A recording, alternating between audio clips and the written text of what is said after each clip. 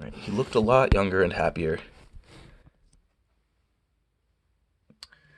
Tauntaun described the city so thoroughly, he seemed to have a map spread out in his mind.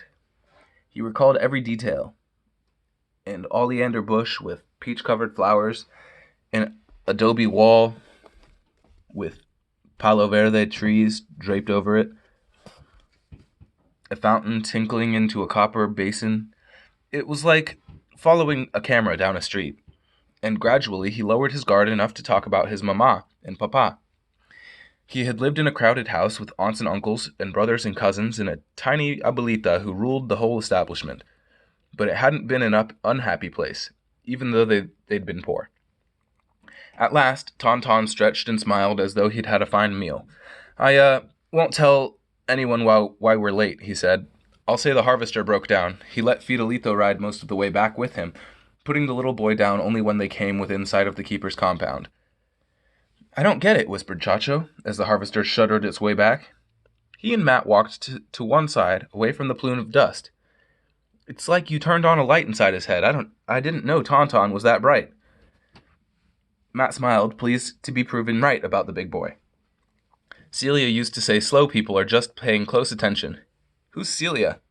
Matt almost dropped in his tracks. He'd carefully hidden any reference to his life before he'd arrived in Aztlan.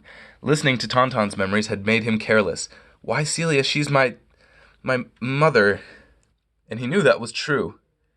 All those years she told him not to think of her as his mother fell away.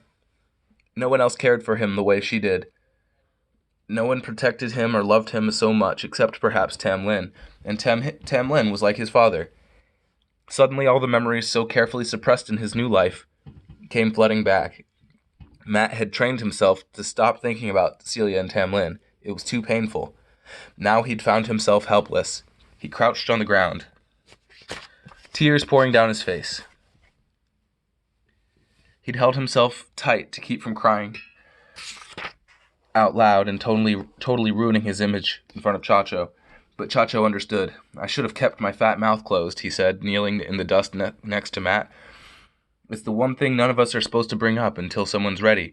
Heck, I bawled my eyes out the first 2 weeks. Are you sick? Called Fidelito's voice from a distance as he rode on the harvester.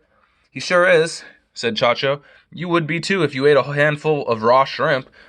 And he shielded Matt from view until he was able to gain control of himself and go on. That was nice what Chacho did. He covered for Matt. Because Chacho realizes that Matt doesn't want to look weak in front of the other boys since they're planning on escaping. Anyways, that was chapter 31. Next time, we will read chapter 32, Found Out. And that does not bode well.